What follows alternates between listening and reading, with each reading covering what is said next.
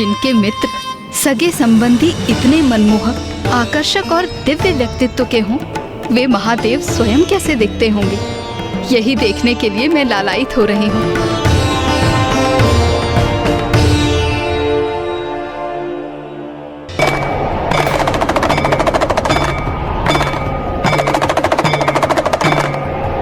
यह अकस्मात क्या हो रहा है?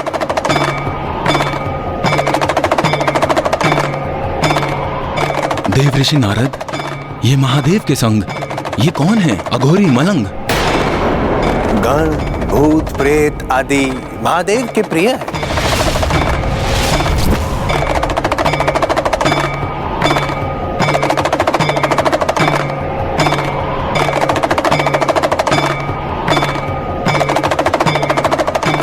महारानी मैना, महाराज हिमावन, महादेव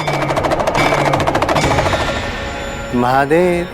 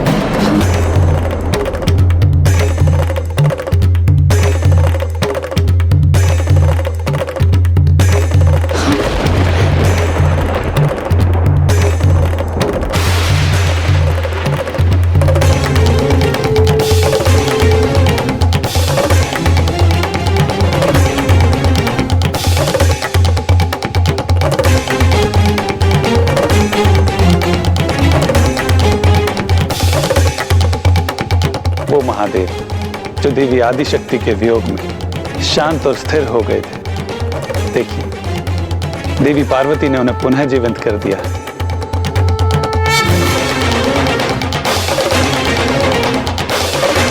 ये क्या, इस अघोरी से मेरी पुत्री का विवाह होगा?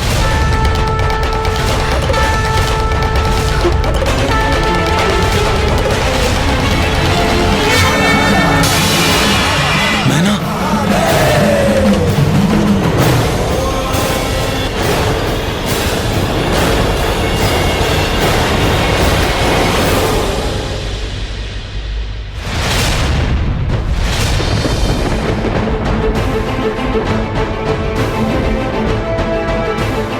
मेरा कार्य संपन्न हुआ।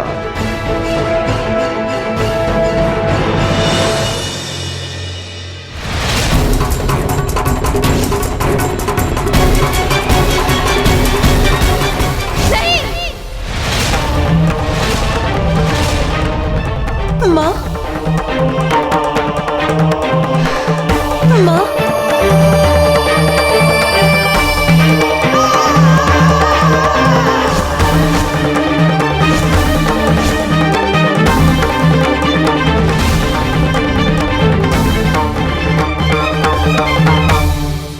पार्वती, क्या ये हैं वो जिनके लिए तुमने 3 सहस्र वर्षों तक कठोर तपस्या की?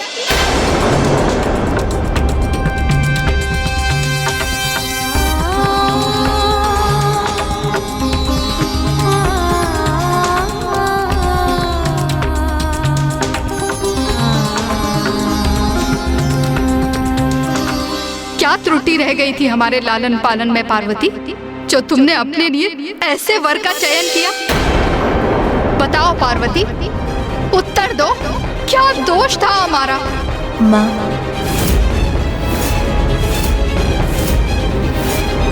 मैं तुम्हारे मुख से एक शब्द और नहीं सुनना चाहती। अपने इस निर्णय से तुमने मेरा और अपने पिता का अपमान किया है।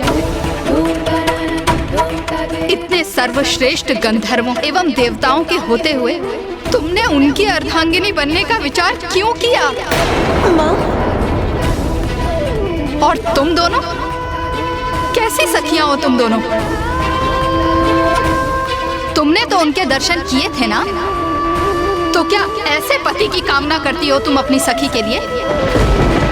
क्या तुम सबकी मति मारी गई है? नहीं माता, जब हमने उन्हें देखा था तब। बस बस बस।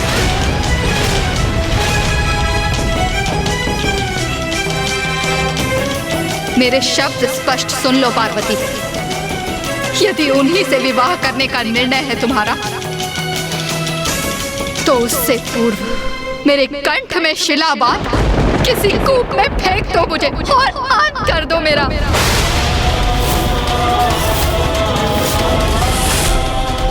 यदि विवाह मंडप में अब भी उन अघोरी के साथ बैठने की इच्छुक हो तुम, तो तुम्हें मेरी अर्थी पार करके जाना होगा पार्वती।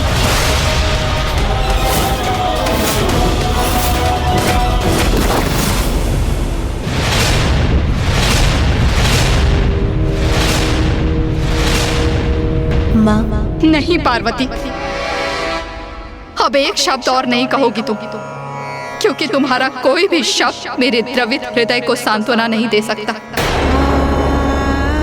पिताश्री, माँ को इतनी व्याकुल अवस्था में देख असहनीय है मेरे लिए। अब आप ही उन्हें शांत कर सकते। व्याकुल तो मैं भी हूं पुत्री, इसीलिए निशब्द खड़ा हमारी प्यारी पुत्री पार्वती का विवाह एक अघोरी के साथ, इसकी हमने कदापि कल्पना नहीं की थी।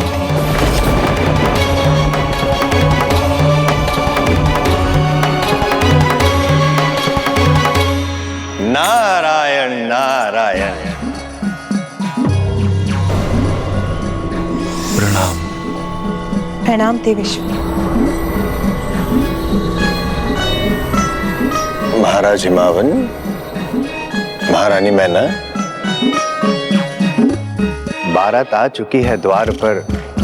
आपको करना है इनका स्वागत, किंतु आप दोनों तो स्थित है किसी विचलित अवस्था में, जैसे कोई अघटित घटना की आपको हुई हो आहट।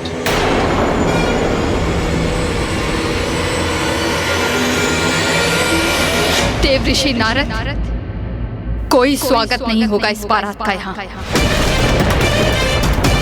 ये संदेश उन्हें दे दीजिए और साथ ही लौटने के लिए भी कह दीजिए।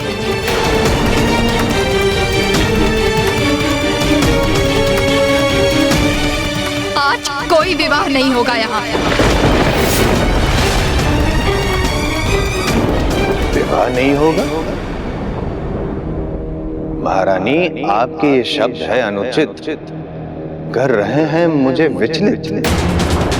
बारात का हो चुका है आगमन और यही नियति है। महादेव और देवी पार्वती एक दूसरे का करे वरण। नहीं, कदापि नहीं देव ऋषि। वो अघोरी मेरी पुत्री पार्वती के योग्य नहीं है।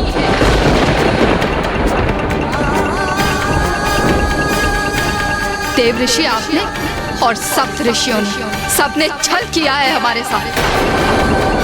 आप सभी को भली भांति ज्ञात था कि वो एक अघोरी है, फिर भी सप्त ऋषियों ने उनका प्रस्ताव लेकर यहाँ आने का दुस्साहस किया। और देव ऋषि आपने क्यों बढ़ावा दिया मेरी अपेक्षा को? क्यों भ्रमित किया मुझे, जबकि सत्य से तो आप भली भांति परिचित थे ना? आप मेरी बात तो सुनिए महाराज। नहीं देव ऋषि, अब मैं किसी के मुंह से कोई बात नहीं सुनूंगी। मुझे अपने हृदय और अपने नेत्रों के सिवाय किसी पर कोई विश्वास नहीं है, और मेरा निर्णय स्थिर है। इस बारात को यहाँ से लौटना ही होगा।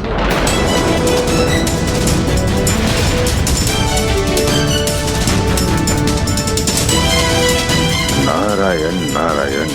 ये तो और भी विकट परिस्थिति उत्पन्न हो गई है यहाँ। मुझे ऐसा प्रतीत होता है कि महाराज हिमावन और महारानी मैना के हृदय में हमने आवश्यकता से अधिक संशय पैदा कर दिया है। हिमालय पर्वत अपने स्थान पर स्थिर रहे, इसलिए ये संशय उत्पन्न किया था हमने। महादेव को अघोरी रूप में देख हिमावन के मन में संशय उत्पन्न हो और कन्यादान के पश्चात उन्हें इनका समुचित फल प्राप्त न हो, जिस कारण बिना मोक्ष के उनका अस्तित्व सदा बना रहे। किंतु उसका ऐसा परिणाम होगा ये हमें ज्ञात नहीं था। किंतु सत्य तो ये भी है कि शिव और पार्वती अभिन्न हैं। उनकी इच्छा के विपरीत उन्हें एक दूसरे से अलग नहीं किया जा सकता। सत्य है, शिव और शक्ति को कौन विलग रख सका है? ये तो असंभव है। किंतु नारायण, माता पार्वती अपने माता की आज्ञा का उल्लंघन कर मर्यादा कभी भी भंग नहीं करेंगी। और यदि माता मैना ने महादेव को अपने जमाता के रूप में स्वीकार नहीं किया तो फिर इस समस्या का समाधान कैसे होगा? परिस्थिति बहुत विकट हो गई थी। देवता असमंजस में थे। किसी को भी ज्ञात नहीं था कि महादेव और माता आदिशक्ति की लीला किस प्रकार उजागर होगी। माता मैना इस विवाह को रोकने के अपने इस निर्णय पर दृढ़ता से स्थिर हो गई थी। और अब समस्त देवता इस विचार में थे कि वो किस प्रकार माता मैना की स्वीकृति प्राप्त करें।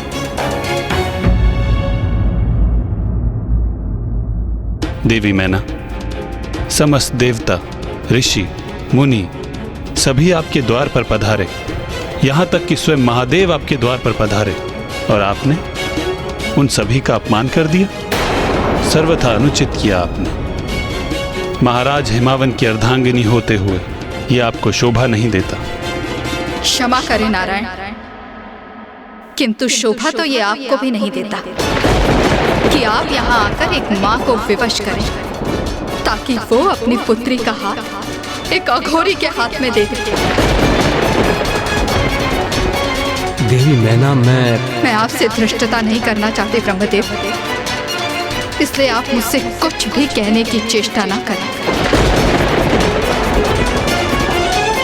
देवी मैना सुनो तो। विवश तो मैं हूँ ये समझने में नाथ कि ये कैसा षड्यंत्र है मेरी पुत्री के विरुद्ध। आप सभी को यहाँ देखकर ऐसा प्रतीत होता है जैसे आप मेरी पुत्री पार्वती की आहुति देना चाहते हैं। देवी मैना, देवी मैना।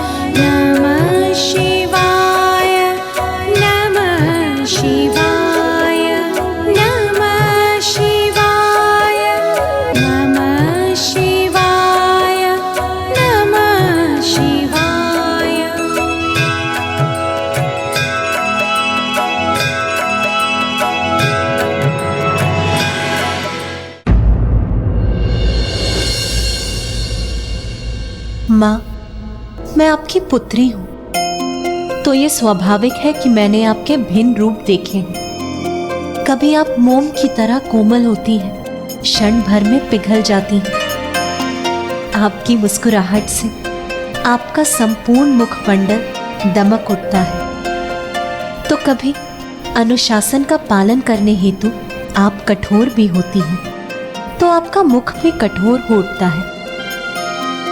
आप नारी के भिन्न रूपों को भी दर्शाती हैं माँ।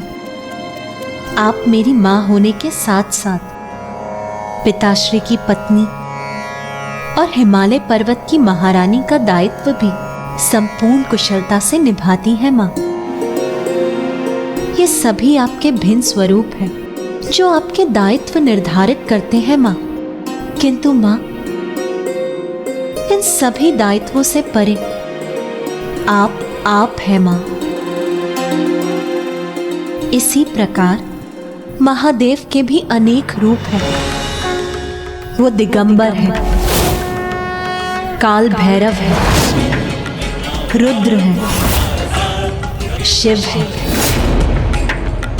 उनके जितने रूप हैं उतने ही नाम भी, किंतु है तो वो परमेश्वर ही, महेश्वर, सबके कर्ता, हर्ता, स्वामी, मेरे ईश्वर, सभी के ईश्वर, साक्षात महादेव।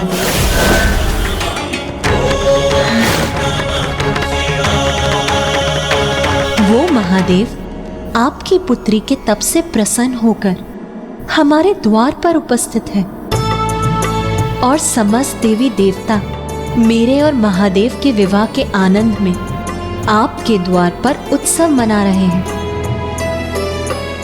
इससे बड़े सुख की बात भला और क्या हो सकती है माँ? मेरी नियति महादेव ही है। इसीलिए आप भी अपने मन से सभी शंकाओं को त्याग दीजिए माँ, और इस विवाह को होने की अनुमति दीजिए। यह आपकी पुत्री का अपनी माँ से निवेदन है माँ।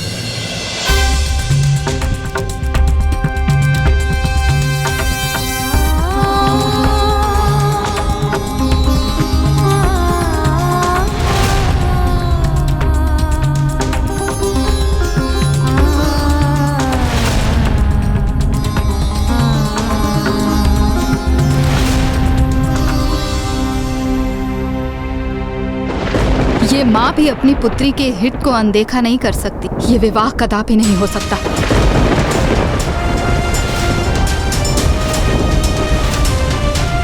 उस अघोरी को यहाँ से बारात लेकर वापस जाना होगा। ये एक पुत्री की माँ का निर्णय है।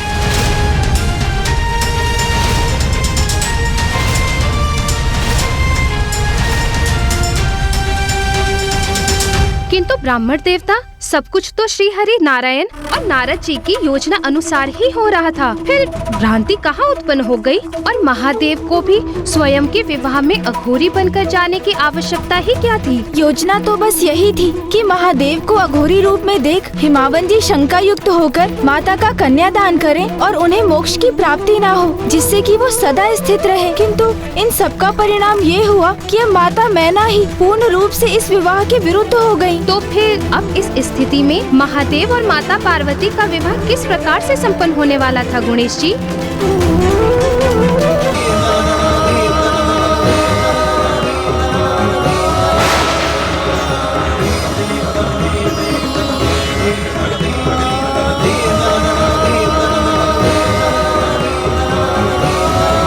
नाथ, आपके दिगंबर रूप के दर्शन करके माँ अत्यंत सशंकित है। कृपा कर अपने मनोहर रूप के दर्शन देकर उनकी ये चिंता दूर कीजिए।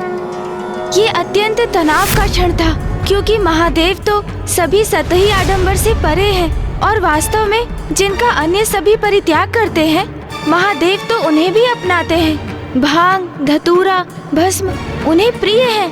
इसलिए उनका इस प्रकार अपने दिव्य रूप के दर्शन देना तो उनके सरल अस्तित्व के विरुद्ध है। किंतु अब माता ने महादेव को गुहार तो लगा दी, किंतु क्या वो ये गुहार सुनेंगे?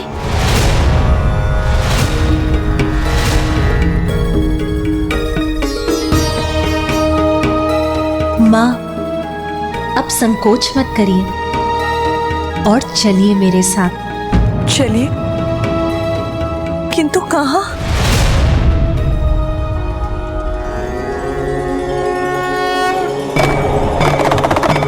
अब देखिए माँ,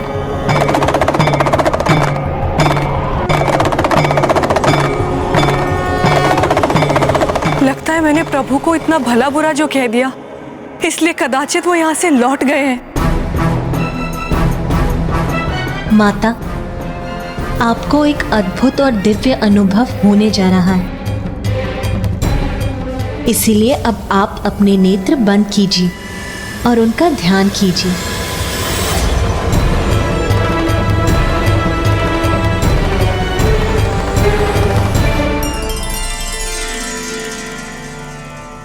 हे महादेव प्रभु, मुझे अपने दर्शन देने की कृपा करें।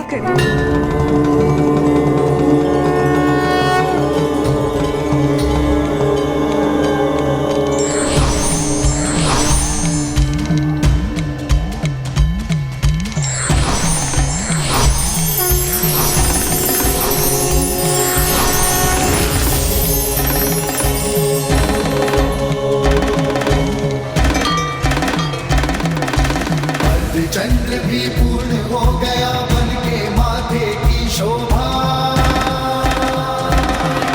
त्रिलोचन त्रिकाल की जग में लागे अलौकिक ये आभा, बंधन का विष पान किए और नीलकंठ कहलाए, जटा में धारण करके गंगा जग की प्यास बुझाए।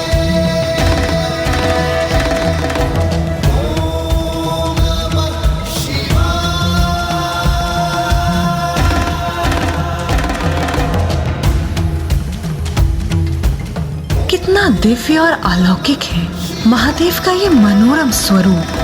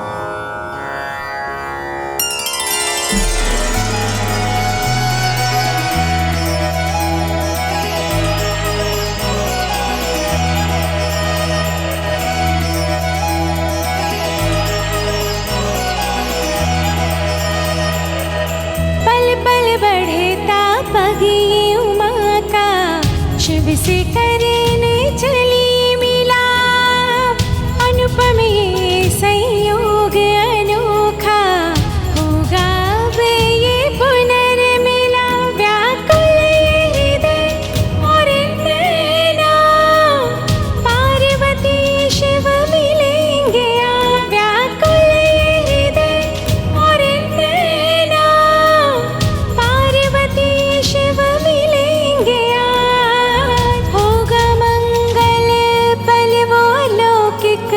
पार्वती शिव मिलेंगे आज, होगा मंगल पल वो अलौकिक। पार्वती शिव मिलेंगे आज, पार्वती शिव मिलेंगे आज।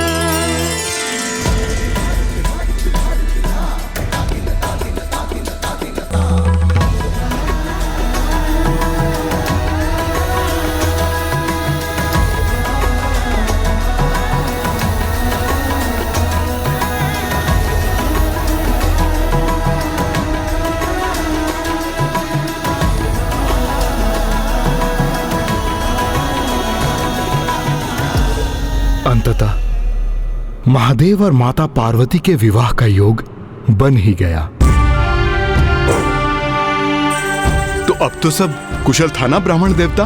हाँ महाराज, माता मैना और महाराज हिमावन महादेव के मनोरम रूप के दर्शन कर शांत हो गए, किंतु महादेव के प्रति उनके हृदय में एक संदेह, एक संशय उत्पन्न हो चुका था।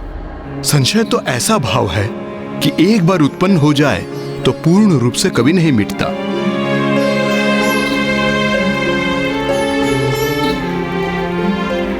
कन्यादान के लिए हाथ आगे बढ़ाइए।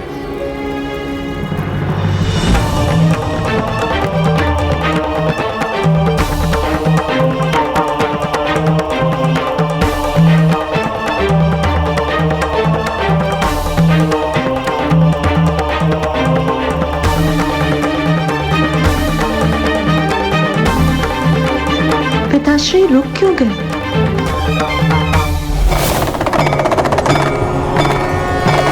मुझे ज्ञात है महादेव ही पुत्री पार्वती की नियति है, किंतु मेरी पुत्री को उनके कौन से रूप के सानिध्य में रहना होगा? उस रूप में जिसमें उनका आगमन हुआ था, अन्यथा उस रूप में जो उन्होंने अभी धारण किया है।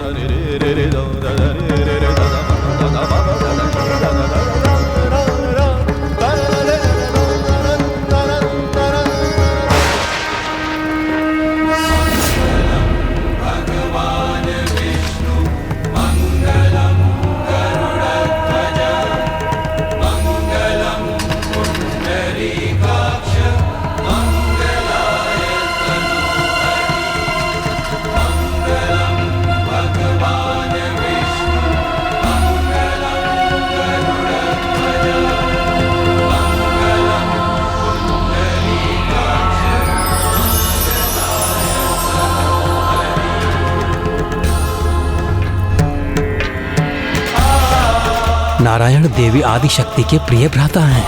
महाराज हिमावन भी नारायण के ही अंश हैं। इसीलिए नारायण स्वयं देवी पार्वती के कन्यादान में भी उपस्थित हैं।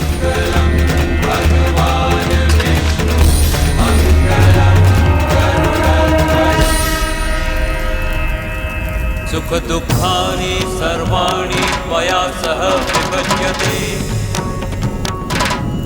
यत्तत्त्वं वहं तत्र प्रथमतः ब्रवीमि। कुटुम्बरक्षकार्यास्तामि अपारपुत्रहदिदम्,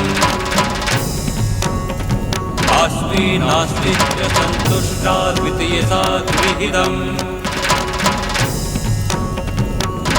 रुद्रो भक्तिरता नित्यं सदैव प्रियभाषिणी, भविष्यामि पदेच्चैव तृतीयसा प्रविहितम्। आर्ते आर्ता भविष्योमि सुखदुःखा विभागिनी, तवाज्ञा पालयाम्यामि कन्या भूर्यपदे।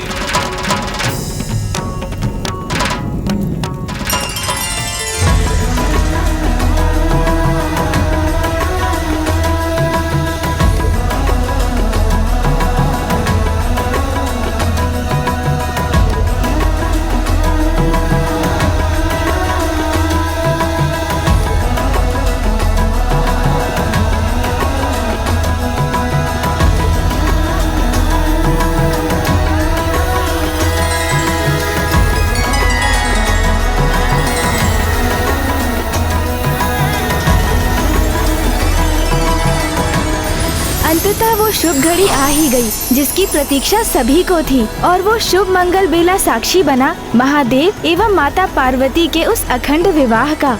किंतु सत्य तो ये भी था कि महाराज हिमावन ने शंका युक्त होकर पुत्री पार्वती का कन्यादान किया था, जिसके फल स्वरूप उन्हें मोक्ष की प्राप्ति नहीं हुई और वे सदा के लिए धरा पर ही रह गए।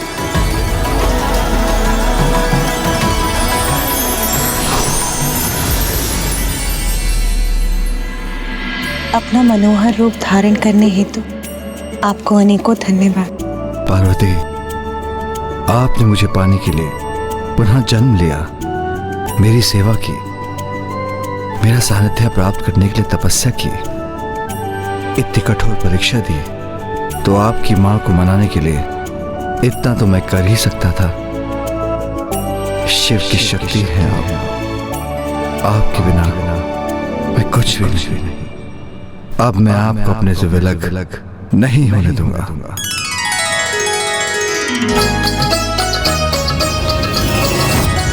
ब्राह्मण देवता, आपके माध्यम से माता पार्वती और महादेव की शुभ विवाह की कथा सुन हम कृतार्थ हुए। माता ब्रह्मचारिणी के जीवन का सार इस सीख में निहित है कि जिनका मन जीवन के कठिनतम संघर्ष में भी अपने लक्ष्य से नहीं भटकता, उन्हें सफलता अवश्य प्राप्त होती है। और माता ब्रह्मचारिणी की पूजा करने वाले भक्त जीवन के सभी सुख भोगते हुए मोक्ष प्राप्त करते हैं। माता ब्रह्मचारिणी का जीवन इसका भी द्योतक है कि वो कन्या जो अपने मन को पवित्र रख अपने जीवन में पूजा, व्रत एवं तपस्या को अंगीकार करती है, उसे एक ऐसे गुणी पति की प्राप्ति होती है जो उसके लिए सर्वथा योग्य होता है, जैसे माता पार्वती को महादेव प्राप्त हुए। किंतु इसमें तो सौभाग्य दोनों का ही था। जहाँ एक ओर माता पार्वती को महादेव प्राप्त हुए, महादेव को भी तो माता आदिशक्ति का साथ प्राप्त हुआ।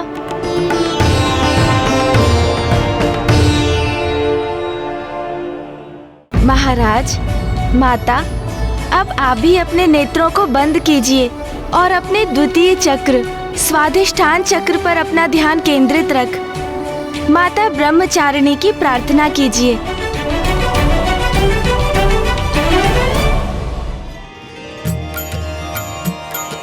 दधाना कर पद्माभ्यां क्षमाला कमण्डलू देवी प्रसीदतु मयि ब्रह्मचारिण्यनुतं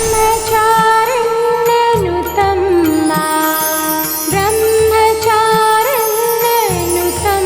मा।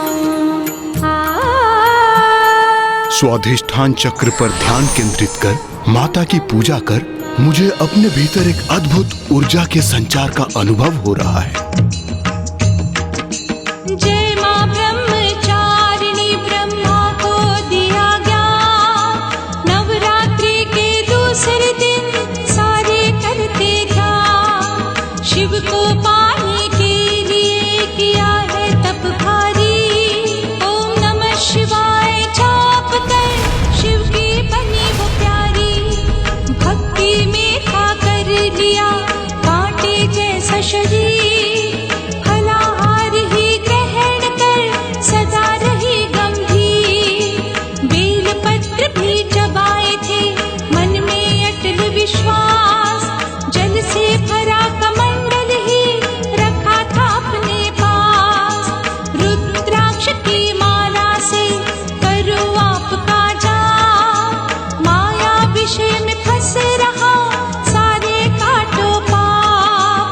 नवरात्रों की माँ कृपा कर दो माँ, नवरात्रों की माँ कृपा कर दो माँ।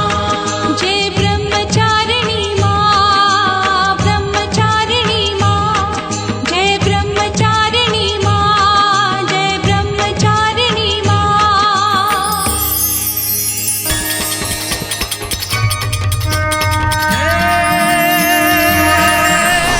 हस्त कमल और कर में कमंडल माता ब्रह्मचारिणी, शिव को प्रसन्न किया अम्बे ने, धर के रूप तपस्विनी है माँ, धर के रूप। अब हम माता के तृतीय स्वरूप की कथा कल सुनेंगे।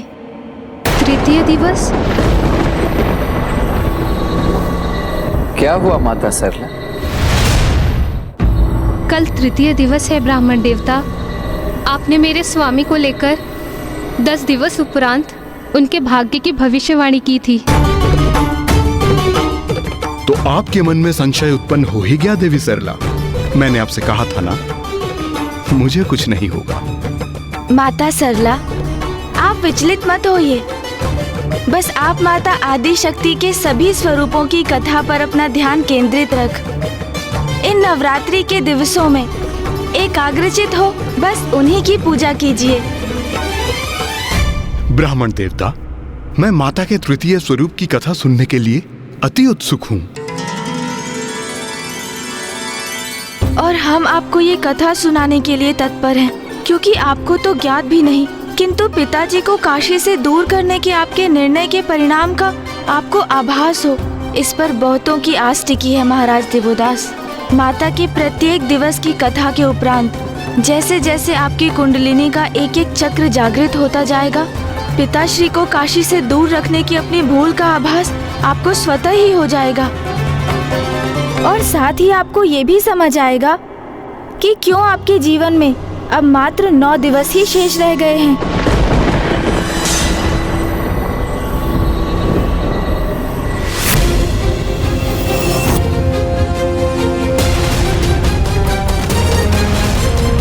माँ आदिशक्ति, मैं वेद माता आपसे गुहार लगाती हूँ कि कृपा कर वेद की रक्षा कीजिए। नारायण, ब्रह्मदेव, अब ऋषि जिज्ञासा के पास कुछ ही समय बाकी। यदि उनका देहांत हो गया तो हम सब पर ब्रह्म हत्या का पाप लग जाएगा। हमारी दुर्बलता और पीड़ा और भी बढ़ती जा रही है। आपको धैर्य रखना होगा इंद्रदेव। कदाचित कुंडलिनी के सभी चक्र जागृत होने के उपरांत महाराज देवोदास महादेव को काशी बुलाने के लिए सहमत हो जाएं।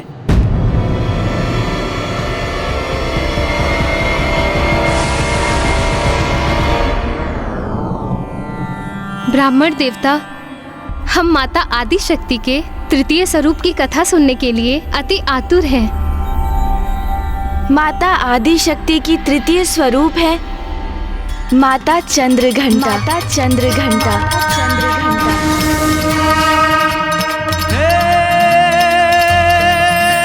शीश चंद्र और रूप अलौकिक हे मां चंद्रघंटा।